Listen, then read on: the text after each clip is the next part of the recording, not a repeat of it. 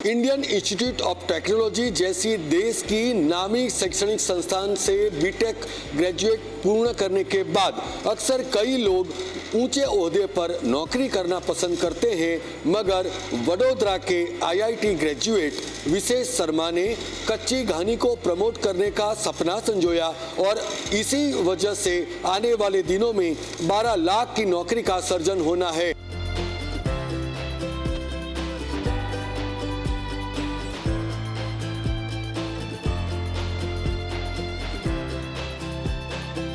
ये जो आइडिया है कच्ची घानी को प्रमोट करने का, वो तो काफ़ी परंपरागत चीज़ें हैं, तो उनको कैसे आइडिया आया? मुझे ये आइडिया कहाँ से आया ये बताने के लिए मुझे आपको लगभग एक शताब्दी पुराने सपने की ओर ले जाना पड़ेगा, जो देखा था किसी और ने नहीं, महात्मा गांधी जी ने।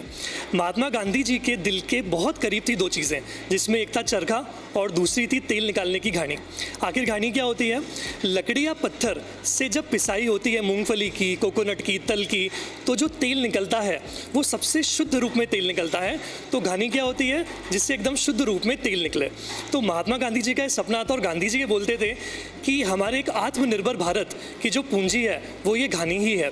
तो मैंने जब गांधी जी के बारे में पढ़ा तो मुझे लगा कि आजकल हम लोग जो रिफाइंड ऑयल खा रहे हैं उसमें कितने प्रकार के केमिकल्स डल रहे हैं, उनमें एसिड डल रहा है, उसमें बेस डल रहा है, उसमें पेट्रोलियम प्रोडक्ट्स डल रहे हैं जैसे कि हेक्सेन, जो कि काफ़ी ज़्यादा हानिकारक है।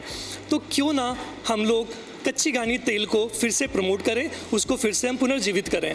तो इसी बीच मैंने एक रिसर्च की थी IIM अहमदाबाद के पद्मश्री प्रोफेसर अनिल कुमार गुप्ता जी के साथ। मेरी रिसर्च में सर ने मुझसे बोला कि आप गुजरात के अलग अलग गाँव में जाइए और जो शतायु हैं, जो सेंटेनेरियंस हैं, जिनकी उम्र 100 वर्ष से ऊपर है, उन पर रिसर्च कीजिए, आखिर उनकी इतनी लंबी उम्र का राज क्या है। तो मैंने उस पर रिसर्च की, उस पर फिर एक किताब पब्लिश हुई, बहुत सारे और लोगों ने उस पर योगदान दिया। हमारे पूर्व राष्ट्रपति प्रणब मुखर्जी जी ने उसे लॉन्च किया। तो वहाँ से जब मैं रिसर्च कर रहा था तो मुझे ये लगा कि इनकी इतनी लंबी उम्र है, ऐसी क्या विधियाँ थीं, ऐसी क्या परंपराएं थीं जिसकी वजह से उन्होंने अपने पूरे 100 वर्ष पूरे किए। फिर इसके साथ साथ मुझे ये समझ में आने लगा कि जो खाद्य पदार्थ वो उस वक्त खाया करते थे, उनको बनाने का जो फाउंडेशन है, जो बेस है, वो होता है तेल। और आजकल सबसे ज़्यादा मिलावट और सबसे ज़्यादा केमिकल्स तेल में ही डाले जा रहे हैं। तो आप देखिए, अगर आप बात करते हैं रिफाइंड प्रोडक्ट्स की, तो चाहे वो रिफाइंड शुगर हो, चाहे वो रिफाइंड ऑयल हो, चाहे वो रिफाइंड फ्लोर हो, सबके सब जब हम बनाते हैं तो उसके जो पोषक तत्व हैं वो सारे निकल जाते हैं और आपको केमिकल्स ऐड करने पड़ते हैं। तो अब चाहे आप हृदय की बीमारियों की बात करें, चाहे आप डायबिटीज़ की बात करें, इन सब का जो काफ़ी जो मूलभूत कारण है वो है हमारा रुझान रिफाइंड प्रोडक्ट्स की तरफ। जब हम रिफाइन करते हैं तो हम क्या करते हैं? हम उसका रंग उड़ाना चाहते हैं, हम चिकनाहट उड़ाना चाहते हैं, हम उसका गाढ़ापन उड़ाना चाहते हैं, हम उस खाद्य पदार्थ को कुदरत से इतना कोसों दूर ले जाते हैं कि उसके सारे के सारे पोषक तत्व खत्म हो जाते हैं। फिर हम बाहर से उसके अंदर एंटीऑक्सीडेंट्स डालते हैं, प्रिजर्वेटिव्स डालते हैं, तो इस वजह से काफ़ी सारी बीमारियां बढ़ती जा रही हैं। विशेष जी, मैं आपसे ये जानना चाहता हूँ कि जिस तरीके से आपने जो कच्ची घानी को प्रमोट करने के लिए जो सोचा, गांधी जी के सिद्धांतों को चरितार्थ करने के लिए बात कही, तो अब आने वाले दिनों में क्या रोड मैप लेकर आप लोगों तक जा रहे हैं? हमारे ये मानना है कि जैसे भारत में लगभग 6-6.5 लाख से ज़्यादा गाँव और शहर हैं, तो अगर हर गांव शहर में 2-2 घानियाँ अगले आने वाले कुछ समय में लग पाएँ तो मुझे लगता है हम लोग लगभग 12 लाख के आसपास रोज़गार पैदा कर सकते हैं, उद्यमी पैदा कर सकते हैं। तो उसके लिए हम लोग ये सोच रहे हैं कि हम लोग एक निःशुल्क ट्रेनिंग प्रोग्राम चालू करें, जिसके तहत हम लोगों को समझाएं कि किस तरीके से आपको ये घानियाँ सेटअप करनी है, कहाँ से इन घानियों को आपको ख़रीदना है, कितना इन्वेस्टमेंट लगता है, तेल कैसे निकालना है।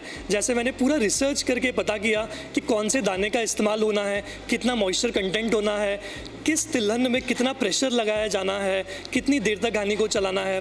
फिर जो भी हमारी पद्धतियाँ थी उसको मैंने मॉडर्न साइंस के पर्सपेक्टिव से समझने की कोशिश की और अपने सेमिनार्स में उसको समझाने की कोशिश करता हूँ। तो मैं ये चाहता हूँ जो भी ट्रेनिंग हो उसके अंदर हम लोग बिल्कुल बेसिक समझा सकें, कैसे इस बिज़नेस को आपको खड़ा करना है, कैसे मार्केटिंग करनी है, उनकी बेचने में हम लोग मदद कर पाएँ।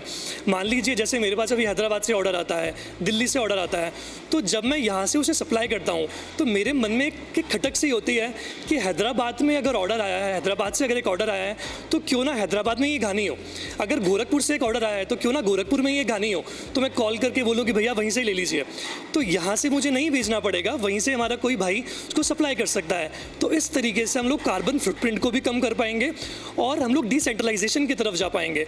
जी, विशेष जी, मैं आपसे ये जानना चाहता हूँ कि जैसे कि आप जानते हैं कि जो प्रधानमंत्री है वो खुद वोकल फॉर लोकल या फिर आत्मनिर्भर भारत पर ज़्यादा जोर देते हैं, तब आप मानते हैं कि ये जो कच्ची घानी का जो कंसेप्ट है वो आने वाले दिनों में सही मायने में कारगर साबित होगा? बिल्कुल, अगर आप इसको समझें इस तरीके से कि ये एक हॉलिस्टिक बिजनेस है। हॉलिस्टिक बिजनेस कैसे? पहली चीज़ तो ये कि आप जन जन तक, हर परिवार तक आप शुद्ध तेल पहुंचा रहे हैं। शुद्ध तेल के क्या मायने हैं वो मैं आपको पहले समझाता हूँ। शुद्ध तेल से की अगर मैं बात करूँ तो जैसे जो हृदय के रोग हैं, है ना, अगर किसी को कोलेस्ट्रॉल है, हार्ट में ब्लॉकेज है, तो मैंने इतनी सारी रिसर्च पढ़ी, उसमें मुझे समझ में आया कि तिल का तेल सारे तेलों में बेस्ट है। तो इस बारे में अवेयरनेस हम क्रिएट कर सकते हैं। अलसी का तेल है, अगर किसी को कैंसर है या वो भी कोलेस्ट्रॉल को कम करना है उसके लिए काफ़ी अच्छा है। कलौंजी का तेल है, किसी को डायबिटीज़ है, हेयर के इश्यूज़ हैं तो उसके लिए बहुत अच्छा है। कोकोनट का तेल स्किन के लिए बहुत अच्छा है।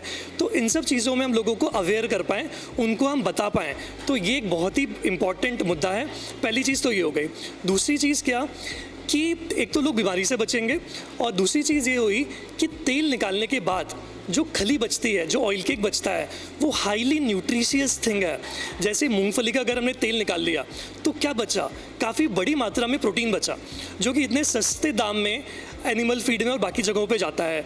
उस हाईली प्रोटीन वाला जो रॉ मटेरियल है या जो बाय प्रोडक्ट है, उससे हम कितनी सारे ऐसे प्रोडक्ट्स बना सकते हैं जो कि कुपोषित बच्चे हैं, जो इतना माल न्यूट्रिशन है भारत में, उस कुपोषण के साथ हम लोग लड़ पाएंगे।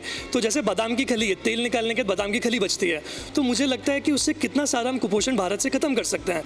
तो एक तरफ तो प्योर तेल लोगों तक पहुँच पा रहा है, दूसरी तरफ जो उसका बाय प्रोडक्ट है उससे काफ़ी सारे अच्छे प्रोडक्ट्स बन सकते हैं, और तीसरी चीज़ लोगों को एक उद्योग मिलेगा, एंटरप्रेन्योरशिप लोग कर पाएंगे।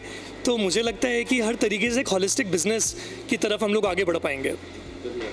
तो ये थे विशेष शर्मा। सबसे अहम बात यह है कि महात्मा गांधी जी ने कहा था कि सही भारत गांव में बसता है, और यही गांवजनों को आत्मनिर्भर बनाने की जो मुहिम विशेष शर्मा ने छेड़ी है, तब आने वाले दिनों में देश की दिशा और दशा दोनों बदलनी तय है। कैमरामैन सिद्धार्थ खैरे के साथ वशिष्ठ शुक्ल, वडोदरा, गुजरात।